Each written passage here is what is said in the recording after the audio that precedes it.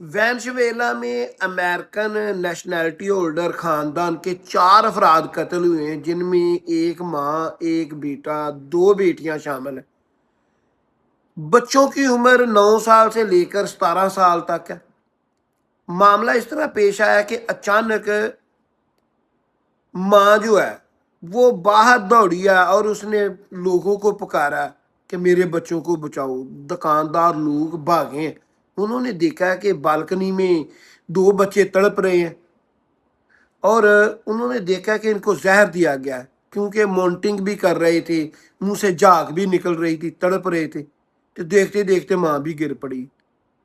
انہوں نے ریسکیو ٹیموں کو اطلاع کی ہے، انہوں نے ہسپتال پہنچایا، ماں بھی فوت ہو گئی، بچے بھی فوت ہو گئے، باپ نے کھانا نہیں کھایا۔ اس وجہ سے پولیس کو شک باپ پر زیادہ تھا، اور جائے وقوع پر ایک ریٹرن ٹکٹ ملی ہے امریکہ کی، اور ایک کیپسول ملا ہے جو استعمال ہو چکا تھا، جس کی جو زہر والا تھا اور وہ زہر دیا گیا تھا۔